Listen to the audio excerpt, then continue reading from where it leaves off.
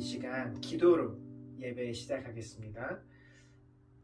기도드리겠습니다. 사랑의 아버지 하나님 감사합니다. 오늘도 우리를 예배 자리 가운데로 불러주심에 감사드립니다. 주님, 우리가 어떤 상황 가운데서도 좁은 문, 좁은 길을 택하는 자들 될 수 있게 좀 도와주세요. 감사드리옵고 예수님의 이름으로 기도드립니다. 아멘.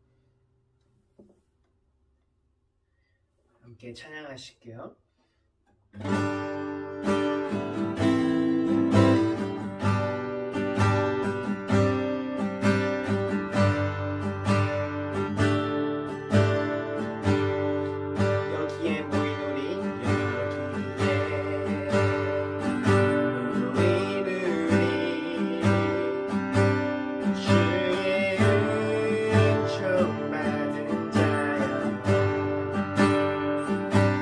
주께서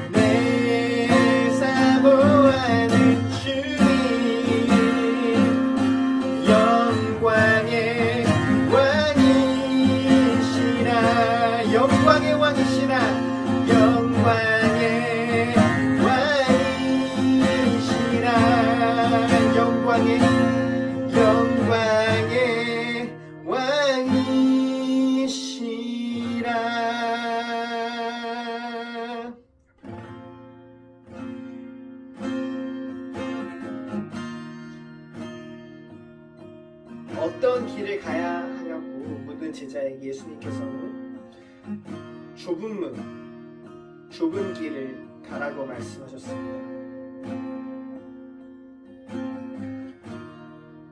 우리가 삶을 살아가는 가운데 예수 그리스도께서 가셨던 길, 좁은 길, 또 섬김의 길, 또 희생의 길, 자기 부인의 길, 우리가 그 예수 그리스도를 따라 살기를 소망합니다. 이 시간 우리 예배를 위해서 함께 같이 또 기도하실 때 이 예배 가운데 주님 먼저 역사해 주시고 정말 주님 기뻐 받으시는 예배로 들어줄 수 있도록 우리 예배를 위해서 함께 기도하시고 또 우리 삶이 주님 앞에 정말 산 제사로 드려지는 그런 삶 되게 우리 함께 이 시간 같이 기도드리겠습니다. 하나님 아버지 감사합니다. 주님 우리를 불러주시고 제자로 인도해 주시네 감사드립니다. 정말 보잘것없고 정말 약한 우리들인데 주님께서 그런 우리를 쓸모없다 하지 않으시고 그런 우리와 함께 가기를 원하시니 그것이 저에겐 참 기쁨입니다. 주님 우리가 그 길을 걸어갈 때 그 삶을 살아갈 때 주님 예수 한 분 주님 그 예수님 가셨던 길 따라가게 해주세요. 예수님 같은 그 길 따라서 살게 해주시고 섬김의 길 그 낮은 길 따라서 우리가 갈 수 있도록 우리 마음과 생각들을 이끌어 주시옵시고 이 예배 가운데 주님 함께 해주세요. 특별히 말씀하시는 목사님 가운데 주님 능력을 더해 주시옵소서.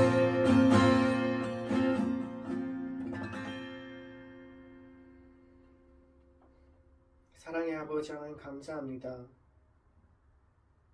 오늘도 넘어지고 쓰러지고 또 실패하는 우리를 다시 불러주시고 또 우리와 함께 가길 원하시는 주님, 우리가 가는 모든 삶이 예수 그리스도의 그 십자가 그리고 각자의 십자가를 지고 따라가는 그 길이길 소망합니다. 우리가 그런 삶 될 수 있도록 도와주시고 특별히 예배의 시간 가운데 우리 마음이 주님께서 기뻐하시는 이 예배로 드려줄 수 있도록 주님 이 시간 함께 해주세요. 감사드렸고 예수님의 이름으로 기도드립니다. 아멘. 이 시간 사도신경으로 우리 신앙을 고백하겠습니다. 나는 전능하신 아버지 하나님, 천지의 창조주를 믿습니다.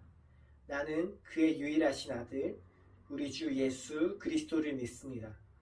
그는 성령으로 잉태되어 동정녀 마리아에게서 나시고 본디오 빌라도에게 고난을 받아 십자가에 못 박혀 죽으시고 장사된 지 사흘 만에 죽은 자 가운데서 다시 살아나셨으며 하늘에 오르시어 전능하신 아버지 하나님 우편에 앉아 계시다가 거기로부터 살아있는 자와 죽은 자를 심판하러 오십니다.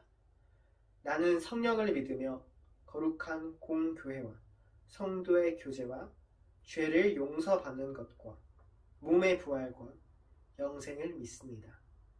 아멘. 기도드리겠습니다. 만왕의 왕 되시는 하나님 아버지, 모든 영광과 존귀를 올려드립니다. 오늘도 예배의 자리로 저희를 인도하여 주심에 감사를 드립니다. 아버지, 저희 삶의 주인은 하나님이심을 고백합니다. 주의 뜻이 저희의 삶에 이루어질 것임을 믿고 하나님만을 신뢰합니다. 다시 오실 예수님을 신실하게 기다리고 주의 길을 예비하는 자들로 저희를 세워주세요. 주님, 이 땅에 하늘의 평화가 필요합니다. 분열과 전쟁이 지속되는 이 세계에 하늘의 평화를 내려주시고 주의 교회들이 세상을 밝히고 새롭게 하는 빛과 소금의 역할을 감당할 수 있도록 인도해 주세요. 오늘도 생명의 말씀을 전해주시는 백장성 목사님께 성령 충만함을 주시고 말씀을 통해 저희를 새롭게 하여 주세요. 다시 오실 우리 왕 예수 그리스도의 이름으로 기도드립니다. 아멘. 자, 이번 시간은 요한계시록 세 번째 시간으로서 두루마리와 어린 양이라는 제목으로 요한계시록 4장 5장 말씀을 나눠보도록 하겠습니다. 먼저 본문은 4장 1절 말씀입니다. 우리 자막을 함께 보시면서 함께 읽도록 하겠습니다. 4장 1절. 이 일 후에 내가 보니 하늘에 열린 문이 있는데 내가 들은 바 처음에 내게 말하던 나팔 소리 같은 큰 음성이 이르되 이리로 올라오라. 이후에 마땅히 일어날 일들을 내가 내게 보이리라 하시더라. 자, 우리가 고난의 때를 맞았을 때에 영광의 보좌를 생각하자. 4장 1절에서 11절 말씀을 보니까 이제 하늘 보좌의 영광을 사도 요한에게 보여주시는 것이죠. 그래서 이리로 올라오라. 이후에 마땅히 일어날 일들을 내가 내게 보이리라. 요한은 교회들에게 주시는 말씀의 계시를 들은 후에 하늘 보좌의 환상을 이게 보게 되는 것이죠. 자, 우리가 당면한 문제와 현실로부터 시선을 돌려서 하나님의 보좌를 바라볼 때에 고난을 이길 수가 있다고 하는 것이죠. 인간적인 관점을 내려놓고 온 우주 만물을 다스리는 하나님의 영광과 그분이 하실 놀라운 일을 영적인 눈으로 바라보면 소망과 힘을 얻을 수가 있다는 것입니다. 그래서 장차 될 일, 여기서 우리가 다시 한번 요한이 받은 계시의 순서를 요약해 보겠습니다. 먼저 본 것은 촛대 사이를 거닐고 계시는 주님의 모습이었죠. 7 촛대 사이를 거닐고 계시는 주님께서는 손에 7별을 잡으시고 영광과 위엄을 가지신 모습을 보여주셨습니다. 이것을 우리가 내본 것이라고 구분하였습니다. 그것은 당시 교회의 큰 위안이 되었다는 거죠. 두 번째로 본 것은 아시아 7교회의 영적인 현실을 보여주신 것이었습니다. 이러한 현상은 어느 시대나 있을 수 있는 보편성의 안목으로 이해되어야 한다는 것이죠. 우리가 지난주에 이 부분을 나눴을 때에 오늘날 우리 교회와 우리 성도인 나라에 비교해서 이 말씀을 한번 돌아봐야 된다라고 말씀을 나눴습니다. 그러니까 세 번째로 본 것은 땅에서 본 것이 아니라 요한이 주님의 부르심을 받아 하나님의 나라로 올라가서 하나님께 예배하는 장면과 장차 세상을 심판하시게 될 어린 양 예수 그리스도와 세상이 종말에 일어날 일에 대해서 보고 들은 것을 기록하고 있는 것입니다. 그렇기 때문에 이제 4장부터는 땅에 있는 일이 아니기 때문에 우리가 생각하는 것이나 상상하는 것을 조심하지 않으면 안 된다. 여기서 보여주신 것을 절대로 억지로 지나치게 해석하려는 자세를 가져서는 안 된다고 하는 것입니다. 많은 사람들이 성경의 말씀만 보면 습관적으로 해석하려고 하는 것이 있는데 우리가 성경을 볼 때 가장 건전하게 볼 수 있는 길은 무리한 해석을 하지 않고 있는 그대로 성경을 보는 것이죠. 반대로 성경에서는 설명하시려고 길게 풀어서 쓴 말씀이 있다면 오히려 읽는 사람이 길고 복잡하게 해석할 것이 아니라 핵심을 요약해서 이해하는 자세가 필요하다는 것이죠. 습관적으로 무조건 부풀려서 해석하는 사람들이 있는데 요한이 하나님의 보좌가 있는 곳까지 올라가서 본 것은 그냥 그대로 우리가 읽고 이해하면 된다는 것이죠. 자, 4장 2절 3절 읽어보겠습니다. 내가 곧 성령에 감동되었더니 보라 하늘에 보좌를 베풀었고 그 보좌에 앉으신 이가 있는데 3절 앉으신 이의 모양이 벽옥과 홍보석 같고 또 무지개가 있어 보좌에 둘렸는데 그 모양이 똑보석 같더라. 자, 요한은 자신이 갑자기 성령에 감동되었다고 말하고 있어요. 이것은 그의 몸은 아직 밤모섬에 있지만 하늘로 들려 올라가는 체험을 했음을 의미하고 있죠. 4절 또 보좌에 둘려 24 보좌들이 있고 그 보좌들 위에 24 장로들이 흰 옷을 입고 머리에 금관을 쓰고 앉았더라. 자, 이게 그 으뜸의 보좌 주위에 24장로들이 앉아있는 24개 작은 보좌들이 있었다는 것이죠. 그 장로들은 흰 옷을 입고 머리에 금관을 쓰고 앉아 있었다고 하는 것이죠.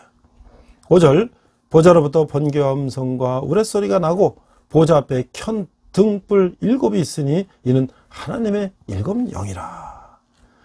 하늘의 감격적인 모습은 번개와 음성과 우레소리에서 더욱더 높아졌다는 것이죠. 또한 요한은 켠 등불 7도 보았습니다. 근데 그 7 등불은 하나님의 7 영이라고 말씀하셨어요. 자, 6절, 보좌 앞에 수정과 같은 유리바다가 있고 보좌 가운데와 보좌 주위에 4 생물이 있는데 앞뒤에 눈들이 가득하더라. 7절, 그 첫째 생물은 사자 같고 그 둘째 생물은 송아지 같고 그 셋째 생물은 얼굴이 사람 같고 그 넷째 생물은 달아가는 독수리 같은데 8절, 4 생물은 각각 6 날개를 가졌고 그 안과 주위에는 눈들이 가득하더라. 그들이 밤낮 쉬지 않고 이르기를 거룩하다 거룩하다 거룩하다 주 하나님 곧 전능하시니여 전에도 계셨고 이제도 계시고 장차 오실 이시라 하고. 자, 이제 이 4 생물에 대해서는 여러 가지 우리가 이제 해석을 했었습니다. 이 성령이 7 촛대로 상징된 것과 마찬가지로 4 생물도 하나님의 전지함과 전능함 같은 그 속성을 상징적으로 보여주고 있다는 것이 그 하나이시죠. 그래서 미래에 임할 이 천상 하늘 위의 교회라고 하는 것은 그 요한은 환상 가운데 하늘문을 열고 들어가 보좌 앉으신 하나님을 대면하는 영광을 누렸다고 하는 것이죠. 그가 본 하나님은 아름답고 찬란한 보석처럼 위엄과 순결함과 영광스러움을 지니셨고 그분의 보좌는 마치 언약을 상징하는 무지개가 들린 녹보석과 같았다고 하는 것이죠. 지금 이 땅의 교회는 어떻습니까? 그 로마의 이 박해를 받고 탄압을 받는 이 초라한 모습일지라도 미래에 임할 천상 하늘 위의 교회는 상상을 초월할 만큼 아름답고 영광스러운 모습이라고 하는 것이죠. 성도에게 다가올 영광은 현재의 고난에는 감히 비교할 수가 없는 것이죠. 우리가 받는 고난은 이렇게 어렵지만 하늘의 영광은 어마어마하다는 것을 말씀하고 있는 것이죠. 그래서 이제 하늘의 보좌를 보여주셨다. 그 여기 있는 내용을 우리가 너무 무리하게 해석할 필요는 없다고 하는 것이에요. 이런 장면을 보여주신 것은 어떤 무슨 숨은 의미를 있다는 것보다는 하나님의 보좌를 보여주신 것이다 라고 우리가 생각할 수 있다는 거예요. 요한이 하나님의 영광을 보았고 본 것을 본대로 기록하였을 뿐 거기에 무슨 특별한 의미를 구태여 찾을 필요가 없다. 그 이제 주석가들이 여러 이제 그 상상을 통해서 이 단어를 복잡하게 이제 풀이했는데 그럼 너무 이제 우리가 이해하기 어려워질 수 있다. 그래서 우리가 이 본문을 읽을 때 한 번쯤 하나님의 보좌와 그 영광을 상상하는 것으로도 충분하다고 하는 것이죠. 자, 우리가 질문을 해볼게요. 그 요한은 하늘 보좌를 어떻게 볼 수 있었나요? 성령의 감동으로 하늘나라에 들려 올라가서 이 하늘 영광을 보게 되었다. 자, 우리 또 적용 질문을 해볼까요? 교회 다니는 것에 회의를 느끼고 그리스도인으로 살아가는 것이 힘들다는 생각이 들 때 우리는 어떻게 해야 될까요? 그렇죠. 로마의 압제 속의 현실은 우리가 비참하고 어렵지만 우리가 하늘 보좌를 볼 때 우리가 정말 그 영광을 보면서 우리가 희망과 꿈을 갖는 것처럼 오늘 우리 현실은 어렵다 하더라도 우리가 하늘 보좌의 영광을 바라보며 이겨낼 수 있을 거라고 생각을 합니다. 자, 이 두 번째는 하늘 보좌의 찬송이 이제 일어나는 것을 볼 수가 있어요. 9절, 그 생물이 보좌에 앉으사 세세토록 살아계시는 이에게 영광과 존귀와 감사를 돌릴 때에 10절, 24장로들이 보좌에 앉으시니 앞에 엎드려 세세토록 살아계시는 이에게 경배하고 자기의 간을 보좌 앞에 드리며 이르되 11절, 우리 주 하나님이여 영광과 존귀와 권능을 받으시는 것이 합당하오니 주께서 만물을 지으신지라. 만물이 주의 뜻대로 있었고 또 지으심을 받았나이다 하더라. 이 내 생물의 경배에 이어서 24장로들이 경배가 뒤따른다는 것이죠. 그들은 보좌에 앉으신 신에게 경배하며 영광과 존귀와 감사를 하나님께 돌렸다고 하는 것이에요. 그리고 그분이 온 우주의 창조자이시며 보존자이심을 시인했다고 하는 것이죠. 그들은 주권자로서의 영광을 그분에게 돌리는 뜻으로 자기의 관을 보좌 앞에 두었다고 하는 것이죠. 자, 그럼 우리가 이 피조물의 궁극적인 목적은 무엇인가? 이것은 바로 하나님을 찬송한다는 것이죠. 이 하나님을 찬송하는 것이죠.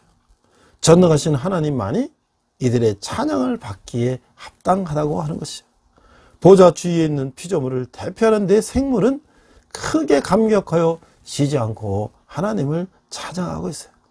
오직 예수 그리스도의 십자가 공로에 힘입어 의롭게 된 사람에게만 하늘의 보좌에 도달할 수 있는 자격이 주어진다고 하는 것이죠.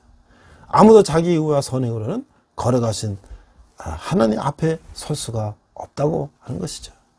하나님 백성을 대표하는 24장로는 자기 머리에 쓴 멸류관을 벗어서 보좌 앞에 드리며 하나님께 최고의 경배를 표하고 있는 것이죠. 만물을 창조하시고 영원히 다스리시는 하나님만이 높임을 받으실 만왕의 왕이라고 하는 것이죠. 자, 여기 이제 앞에서 언급했습니다만은 그 내 생물에 대해서 이제 여러 가지 해석을 하고 있어요. 이 보면은 내 생물에 대해서 어떤 학자들은 이제 영적으로 이제 이렇게 해석도 했어요. 이 마태복음은 이 사자는 마태복음이다. 또 이 소는 마가복음이다. 사람은 누가복음이고 독수리는 요한복음이다. 이렇게 해석을 하기도 했습니다. 주께서 이런 장면을 보여주신 것은 하나님의 나라에서는 지상의 일에 대하여 모르고 있거나 무관심한 것이 아니라고 하는 것을 보여주시고 모든 일들이 정상적으로 진행되고 확신하게 하시는 장면이라는 것이죠. 요한이 천국의 장면을 보는 순간 성령에 감동되어 이 황홀경에 도취하게 되었다고 하는 것이에요. 그는 보좌에 앉으신 하나님의 모습을 보았어요. 또 보좌 주위에 24장로들이 둘러있는 것도 보았어요. 24장로들이 흰 옷을 입고 머리에는 금 멸류관을 쓰고 있었던 것이죠. 천국의 장엄한 영광은 번개와 음성과 그 뇌성이 울러나오고 그 보좌 앞은 수정과 같은 맑은 유리 바다가 있었다고 하는 것이죠. 이 그룹들, 이 천사들은 하나님의 영광과 거룩하심을 찬양하고 있었으며 24장로들은 보좌에 앉으신 하나님을 찬양하며 경배하고 있었다고 하는 것이죠. 요한이 이런 장면에 도취하여 있을 때 보좌에 앉으신 하나님께서 안팎으로 안팎으로 이렇게 봉해진 두루마리 책을 손에 들고 계시는 것을 보았다는 것이죠. 여기서 우리가 이런 또 묵상 질문을 해봅니다. 그 네 생물과 24장로들은 보좌 중에서 무엇을 하고 있었나? 그는 하나님께 영광을 돌리고 찬양을 한 것이죠. 자, 이거 우리가 적용을 해보면 자기 의와 공로를 내세우며 하나님께 돌려야 할 영광을 내가 받으려 하는 모습이 있었다면 어떤 것이 있을까요?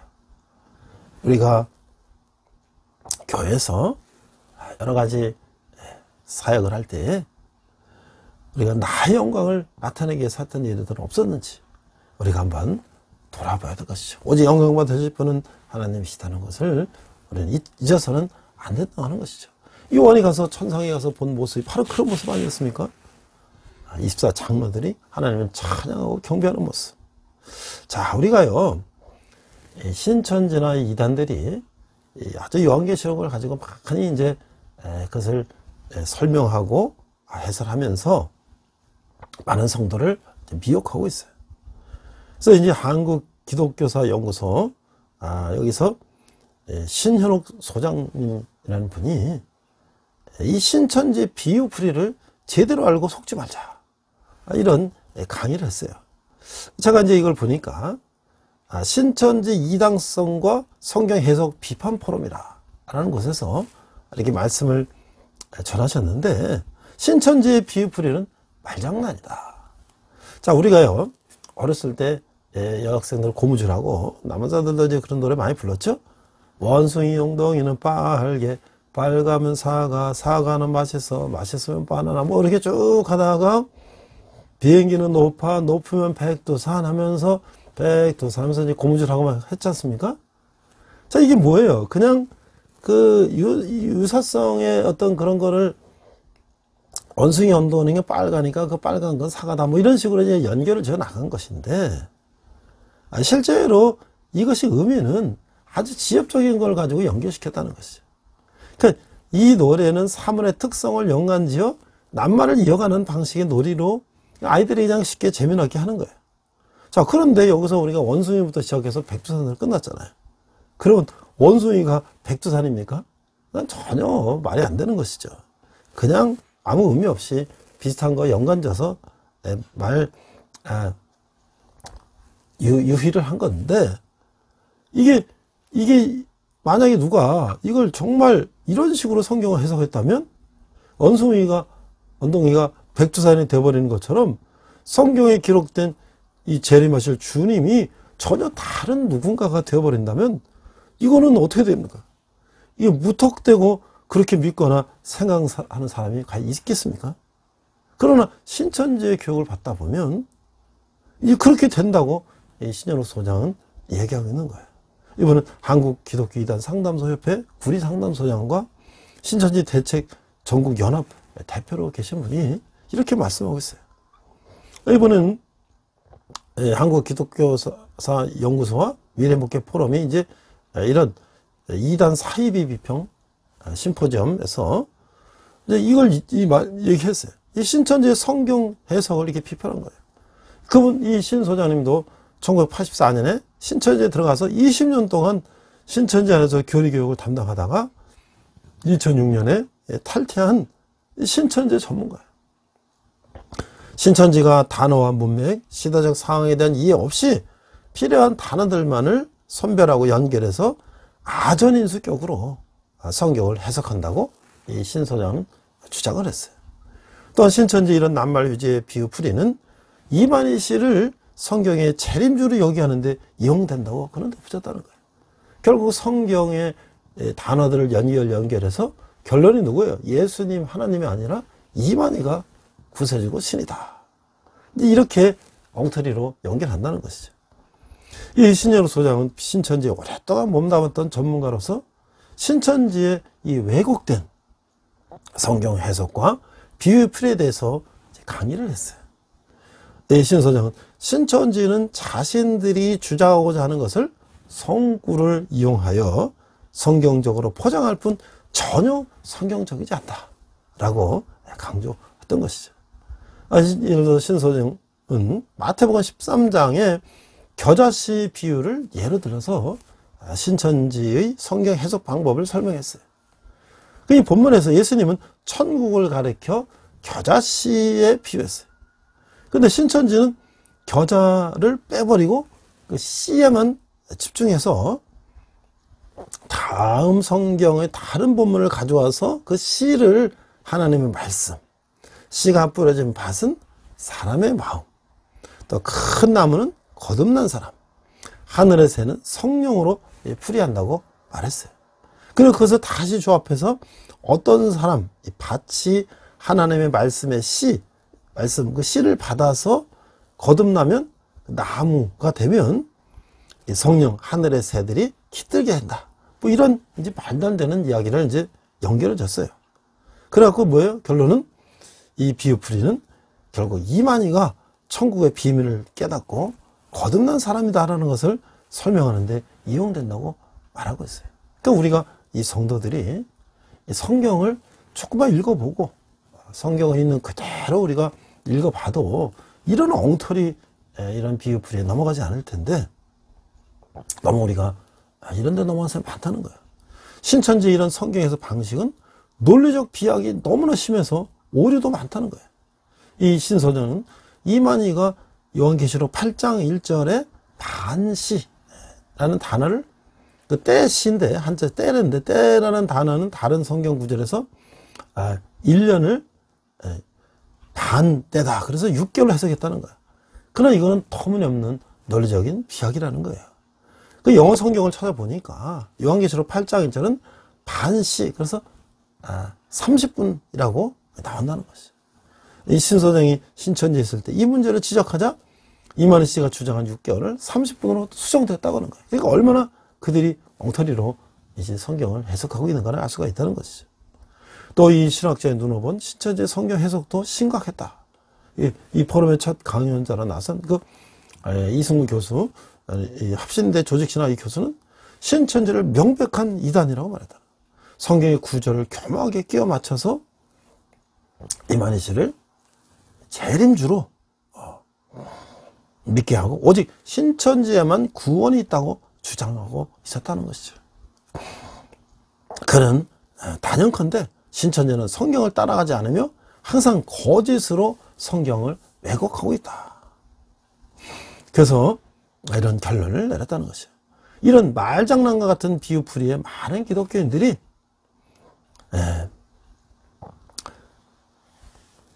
성경적이라 생각하고 매력을 느껴서 신천지에 넘어간다고 이렇게 말하고 있어요. 이 신서전 기독교인 대부분이 성경 구절을 인용하기만 하면 성경적이라고 해석하고 생각하고 생소한 내용을 접하면 신비감을 갖기 때문이라고 하는 것이죠.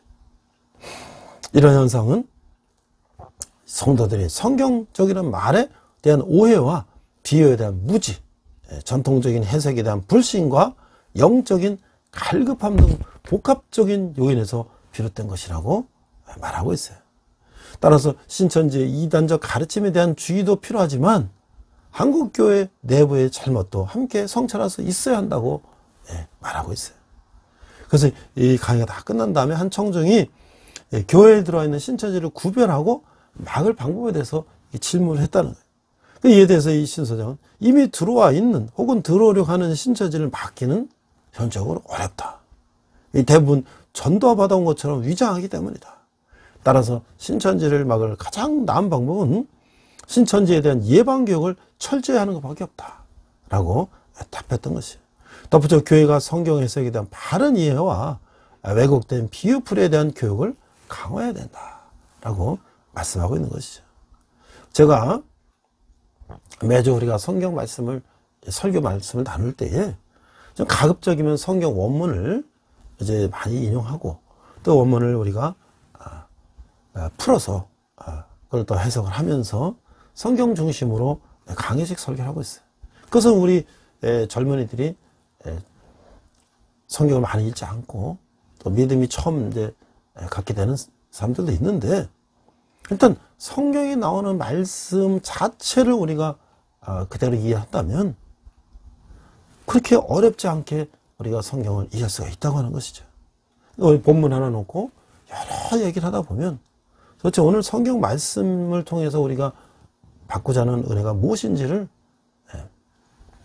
잊어버릴 수가 있기 때문에 우리는 성경 중심으로 강의식 선교를 통해서 성경을 하나씩 알아가는 것이 중요하다고 저는 생각하고 있다는 것이죠.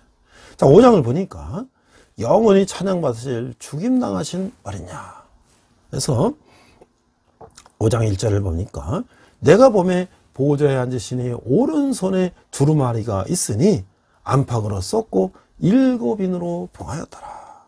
이 두루마리 옆에 7개의 인이 붙어 있는 두루마리 또는 이 말려 있는 양피지 이 성경은 두루마리는 이 양피지로 두루마리가 되어 있는데 이것은 펼치려면 그 7개의 이 봉인을 하나씩 떼어내야 된다는 것이죠. 옛날에 이 편지나 두루마리에 봉인을 해놨잖아요. 뜯어내는데 자 2절 또 봄에 힘있는 천사가 큰 음성으로 외치기를 누가 그 두루마리를 펴며 그 인을 떼기에 합당하냐 하나 3절 하늘 위에나 땅 위에나 땅 아래 능히 그 두루마리를 펴거나 보거나 할 자가 없더라. 4절 그 두루마리를 펴거나 보거나 하기에 합당한 자가 보이지 아니하기로 내가 크게 울었더니 5절 장로 중에 한 사람이 내게 말하되 울지 말라. 유대 지파의 사자 다윗의 뿌리가 이겼으니 그 두루마리와 그 7인을 떼시리라 하더라. 자, 이 요한이요, 큰 힘 있는 천사를 보았고, 또 그가 누가 그 두루마리를 펴며 그 인을 떼기에 합당하냐라고 묻는 소리를 들었을 때 아무도 그 마땅한 사람이 없기에 이 요한이 크게 울었다고 하는 것이. 그때 24장로 중 한 사람이 울지 말라 하라고 하며 유대 지파의 사자 다윗의 뿌리이신 분을 소개하고 있었던 것이죠. 그 장로는 그가 이겼기 때문에, 즉 이미 승리를 획득하셨기 때문에 그분만이 7인을 떼시고 그 두루마리를 여실 수 있다고 말했던 것이죠. 6절, 또 내가 보니 그 보좌와 네 생물과 장로들 사이에 한 어린 양이 서 있는데 일찍이 죽임을 당한 것 같더라. 그에게 7뿔과 7눈이 있으니 그 이눈들은 온 땅에 보내심을 받은 하나님의 7영이라. 7절, 그 어린 양이 다 나와서 보좌 앉으시니 오른손에서 두루마기를 취하시니라. 자, 이 5절에서 이 사자라고 소개됐는데 요한이 본 것은 죽임을 당한 것 같은, 혹은 희생 제물이 된 것 같은 어린 양이었다는 것이죠. 그 어린 양은 보좌 한가운데 서 있었어요. 그리고 그 뒤에 네 생물과 장로들이 둘러 있었어요. 그 어린 양은 7뿔과 7눈을 가지고 있었다고 하는 것이죠.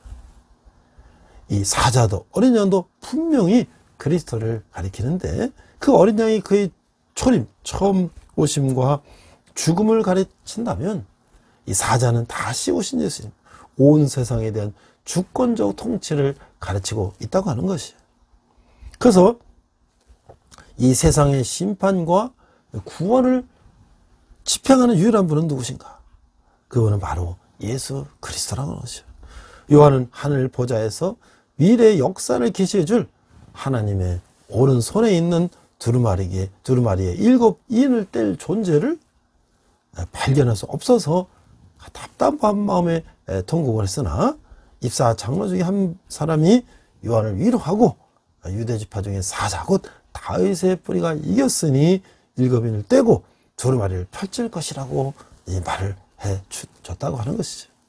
일찍이 십자가에 죽임당하신 어린 양 예수 그리스도는 성령으로 세상을 통치하시는 주권자라고 하는 것을 알려주신 것이죠. 그래서 이제 이 천사가 알려진 대로 이러한 현상은 우리 인간의 일상적인 연장에서 느낄 수 있는 그 정서가 아니라 특별한 환경에서 체험되는 사건이어서 우리가 그냥 쉽게 이해하기는 좀 어려운 면이 있죠. 그러나 이 분명한 것은 이 두루마리는 하나님의 명령이나 하나님의 뜻이 기록되어 있다라고 볼 수가 있는 것이죠.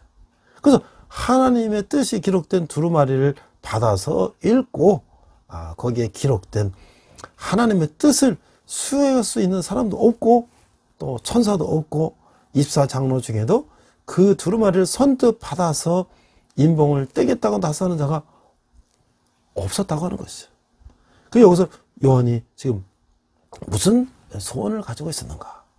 요한이 밤모 섬에서 기도하게 됐는데 그의 기도와 소원은 그가 보살피고 있던 7교와 그 로마 이 판도 내에 있는 모든 교회가 그 도미티아누스 황제라고 하는 그 황제의 박해 아래 처하게 됨으로써 이 문제를 위해서 기도하다가 지금 하늘의 그 환상과 계시를 보게 된 상황이라는 것이죠. 그 요한이 이런 생각을 할 때 그 두루마리에는 무엇인가 우리를 위한 어떤 해결책이 기록되어 있을 텐데 이걸 할 수가 없고 천사도 없고 사람도 없기 때문에 요한은 너무나 그것이 안타까웠다는 것이죠. 그래서 이제 그런 울음을 터뜨렸다는 것이죠. 그래서 생각하기를 천국에 그 많은 천사들이 있는데 하나님의 명령을 받들어서 이 문제를 해결해 줄 수 있는 천사가 하나도 없다는 말인가? 라고 근심과 염려가 돼서 그런 눈물을 흘렸다고 하는 것이죠. 이 장로 중 한 사람이 이제 울지 마라. 유대 지파의 사자 다윗의 뿌리가 이겼으니 그 두루마리와 그 7인을 떼시리라 라고 말씀하고 있다는 것이죠. 여기서 우리가 한번 이런 질문을 해봅니다. 어린 양, 예수 그리스도는 어떻게 사자처럼 승리자가 되고 온 세상을 통치하나요? 앞서 우리가 봤죠? 처음 오신 예수님, 십자가에 고난받으신 예수님은 어린 양으로 묘사됐는데 이제 다시 오셔서 세상을 심판하시는 예수님은 사자처럼 여기 오셔서 통치하신다. 강력한 모습으로 오셔서 통치하신다. 자, 현재 당면한 문제는 뭔가요? 하나님의 계획과 뜻을 온전히 아시고 성취하시는 예수님께 맡기고 있나요? 우리가 정말 하나님의 영광을 보면서 우리 모든 것들을 하나님께 맡겨야 된다고 하는 것이죠. 자, 이제 마지막 5장 8절에 14절 이 찬송받기 합당하신 어린 양을 이렇게 묘사하고 있어요. 8절 그 두루마리를 취하심에 네 생물과 입사장로들이 그 어린 양 앞에 엎드려 각각 검은고와 향이 가득한 금대접을 가졌으니 이 향은 성도의 기도들이라. 이 어린 양이 두루마리를 취하시자 네 생물과 입사장로들이 어린 양 앞에 엎드렸다고 하는 것이죠. 장로들은 손에 검은고와 향이 가득한 금대접을 가지고 있었어요. 향은 성도의 기도라고 설명이 되어 있어요. 9절 그들이 새 노래를 불러 이르되 두루마리를 가지시고 그 인봉을 떼기 합당하시도다. 일찍이 죽음을 당하사 그 각 족속과 방언과 백성과 나라 가운데서 사람들을 피로 사서 하나님께 드리고 그들 우리 하나님 앞에서 나라와 제사장들을 삼으셨으니 그들이 땅에서 왕노릇하리로다 라고 말씀하고 있는 것이. 그래서 네 생물과 입사 장로들은 새 노래를 부르는 가운데 어린 양이 두루마리를 가지시고 그 인봉을 떼기에 합당하시도다 라고 했다는 것이죠. 이는 어린 양이 죽음을 당하사 각 족속과 방언과 백성과 나라 가운데서 사람들을 피로 사서 하나님께 드리셨기 때문이라고 하는 것이죠. 11절 내가 또 보고 들으매 보호자와 생물들과 장로들을 둘러선 많은 천사의 음성이 있으니 그 수가 만만이요 천천이라. 12절 큰 음성으로 이르되 죽임을 당하신 어린 양은 능력과 부와 지혜와 힘과 존귀와 영광과 찬송을 받으시기에 합당하도다 하더라. 자, 장로들이 합하여 하늘의 많은 천사 무리가 큰 음성으로 찬양을 했다는 것이죠. 천사들은 찬양에서 능력과 부와 지혜와 힘과 존귀와 영광과 찬송을 하나님께 드렸던 것이죠. 이제 마지막 있습니다. 5장 13절 내가 또 들으니 하늘 위에와 땅 위에와 땅 아래와 바다 위에와 또 가운데 모든 피조물이 이르러 보좌에 앉으신 이와 어린 양에게 찬송과 존귀와 영광과 권능을 세세토록 드릴지어다 하니 14절 네 생물이 이르되 아멘 하고 장로들은 엎드려 경배하더라.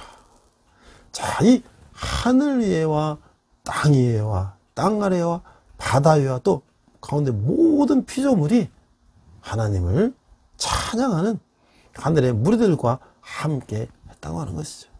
마지막 찬양이 끝났을 때 네 생물은 아멘 하고 입사 장로들은 엎드려 경배했다고 하는 것이죠.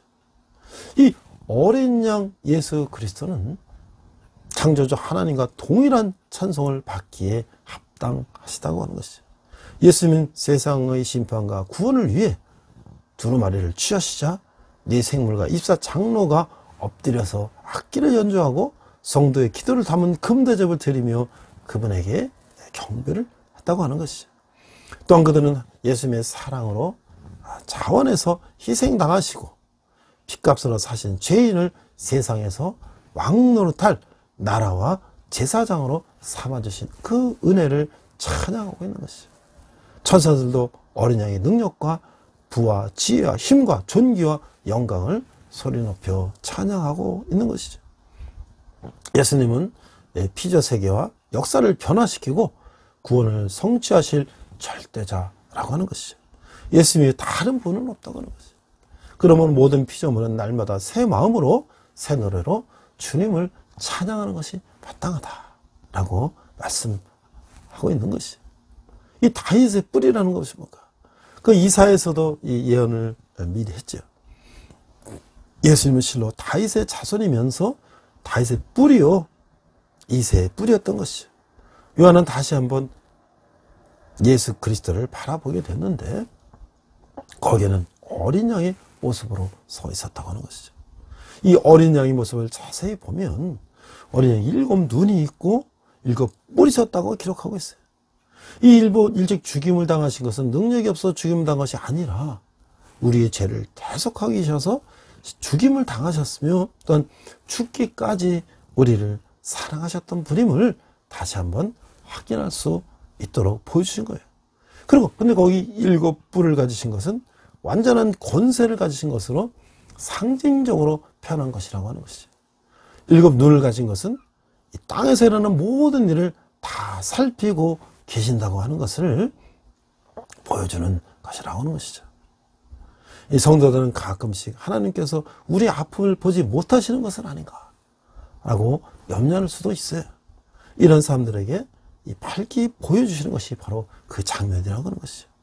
이 그리스도의 눈이 7개나 있어서 이 세상에 일어나는 모든 것을 완전하게 보고 계시다는 것을 보여주고 있는 것이죠. 자, 우리 마지막 질문합니다. 피조물이 모든 예수님을 찬양하는 이유는 무엇일까요? 이 땅을 다스리실 분, 심판하시고 영원히 다스리실 분이기 때문에 우리가 예수님을 찬양하는 것이다. 그 예수님에 대해서 적용 질문합니다. 예수님은 내게 어떤 찬양 고백을 드리고 있나요? 내가 나의 주인이신 예수님 위해서 고백하고 찬양을 드리는 우리가 되어야 될 것이라는 것이에요. 이제 말씀을 마치면서 제가 이제 그 행복 콘서트라는 그 책에 고신대학의 이제 안민 교수님이란 교수님이 이런 글을 올리셨어요. 이 교수님이 이제 신학대학교 교수님인데 연칙적으로 이제 신학대학이기 때문에 예수 믿는 사람만이 뽑는다는 것이에요. 그 예수님의 믿고 기독교 리더십을 키우는 그런 비전을 가진 학교이기 때문이라는 것이에요. 입학생을 볼 때 우리 교수들은 학생들에게 이제 지정곡을 놔준다는 거예요. 이게 이제 성악 같은 경우 실기시험 전에 이렇게 말해준다는 거예요. 성악을 할 학생은 노래 2곡을 불러야 된다. 그 중에 한 곡은 내가 부를 수 있는 이태리 가곡, 독일 가곡, 오페라, 아리아 중에서 골라서 불러야 된다. 중요한 얘기는 그 다음에 있어요.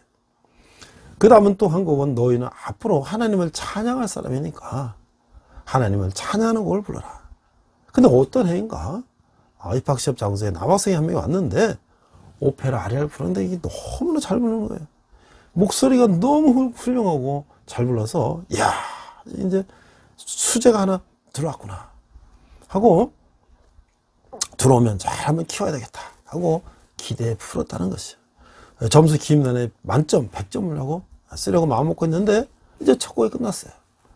이제 2번째 곡으로 하나님 하나를 찬양을 하는 노래를 부르면 이제 내가 됐다라고 생각하는데 그런데 이 학생이 이제 노래를 부르는데 가사가 좀 이상해요. 내 고향 남쪽 바다 그 바람을 눈에 보이 뭐 이런 이제 이 가곡을 부르는데 또 이거는 고향에 대한 그림을 노래한 유명한 가곡파였죠. 근데 이건 예수님과 전혀 관계가 없는 가사예요. 뭘 노래는 훌륭한 노래지만 우리 신학대학이기 때문에 예수님을 찬양한 노래를 불러야 되는 것인데 그래서 끝까지 다 들어도 예수님의 예자가 한마디도 없었다는 거야. 그래서 마지막 가사가 그날 그 눈물 없던 때를 찾아가자 근데 여기서 만약에 뭐 찾아가자 갈릴리 바다 뭐 이렇게라도 했으면은 내가 한 10점이라도 줬을 텐데 전혀 그런 신앙 고백이 없었다는 거예요. 결국 이 학생은 어떻게 됐을까요? 노래를 아무리 잘 불러도 목소리가 아무리 좋아도 우리가 지정곡 하나님을 찬양하는 곡을 부르지 않으면 실격이기 때문입니다. 우리는 지금 어려운 때를 살고 있어요. 우리가 세상의 모든 방법과 모든 우리의 지식을 가지고 세상 문제를 해결하려고 애를 쓰고 있습니다. 그러나 이 땅을 심판하시고 다시 오셔서 이 땅을 심판하시고 우리를 천국과 지옥으로 우리의 모든 생명책에 기록된 데 우리를 심판하실 분은 바로 예수 그리스도라는 것이죠. 우리는 예수 그리스도를 의지하여 이 세상 모든 일들을 감당할 때만이 우리에게는 승리가 있다는 것을 잊어서는 안 된다고 하는 것입니다. 우리 한번 기도하겠습니다. 눈을 들어 이 땅의 삶과 비교 없는 하나님 나라의 영광을 우리가 보게 하여 주시옵소서. 이 영광의 보좌를 인생의 중심에 두어서 왕이신 주님을 인정하며 제 면류관을 벗어 주님께 드리는, 주님을 영원하게 하는 그런 삶은 살기에 부족함이 없는 저희가 되게 하여 주시옵소서. 감사드리며 예수님 이름으로 기도했습니다. 아멘. 시간 내게 있는 모든 것을 찬양하시면서 함께 헌금하시겠습니다.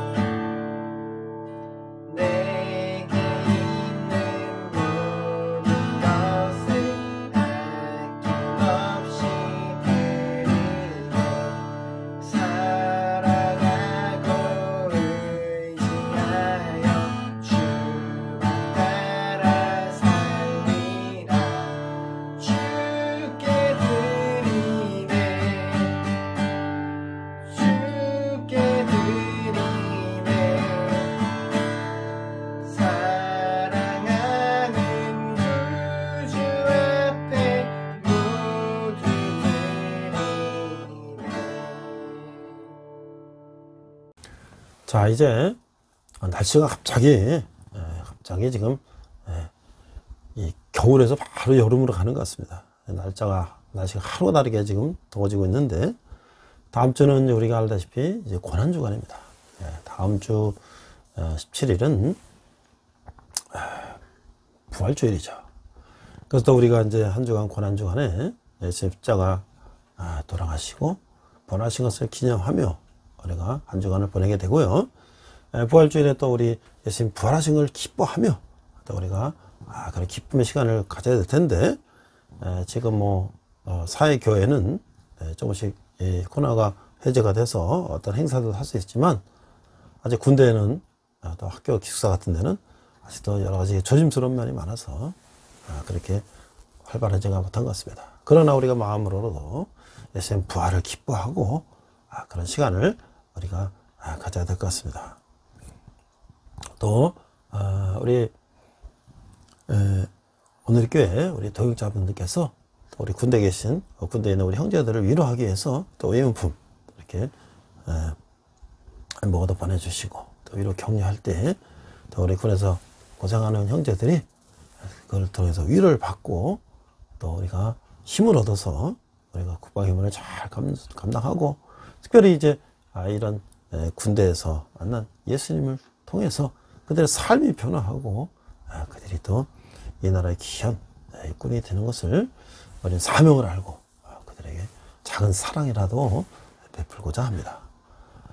또 여러분들 원하신 헌금은 우리 청년들이 주님께 돌아오는데 귀하게 사용될 것입니다. 또 우리 CCC 통해서 캠퍼스 선교에도 우리가 후원을 하고자 합니다. 여러분의 후원에 감사를 드리고 우리 함께 헌금 기도한 후에 축도로 마치고자 합니다. 하나님 아버지의 은혜를 감사합니다. 근데 적은 예물을 주님께 드렸습니다. 그 예물이 쓰이는 것마다 주님의 영광이 나타나게 하시고, 특별히 청년들이 주님께 돌아오는데 귀하게 사용되게 하여 주시옵소서.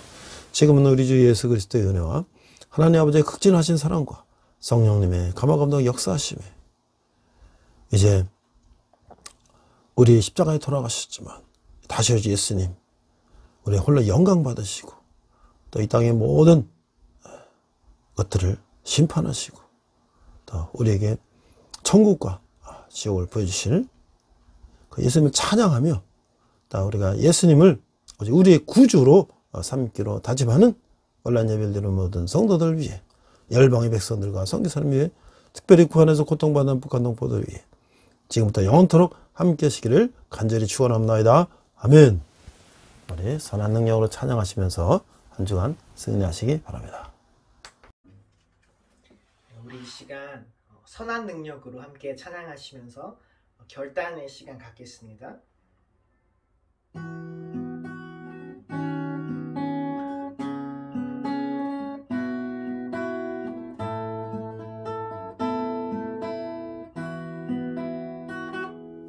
그 선한 힘에 고요히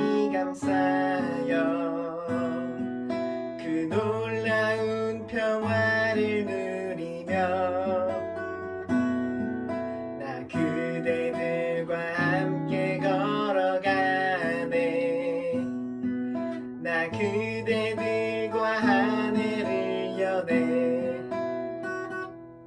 지나가 너물 어둠의 날들이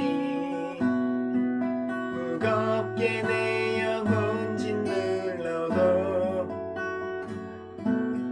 오 주여 우릴 외면치 마시고 약속의 구원을 이루소서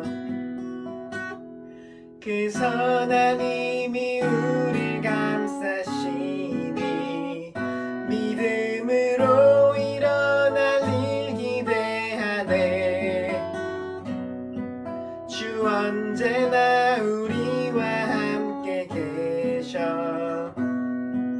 하루 또 하루가 늘 새로워 주께서 밝히신 작은 촛불이 어둠을 헤치고 타오르네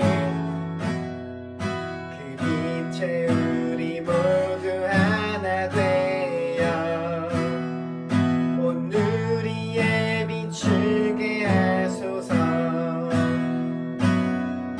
그 선한 힘이 우릴 감싸시니 믿음으로 일어날 일 기대하네 주 언제나 우리와 함께 계셔 하루 또 하루가 늘 새로워 이 고요함이 깊이 번져갈 때 저 가슴 벅찬 노래 들리네 다시 하나가 되게 이끄소서 당신의 빛이 빛나는 이밤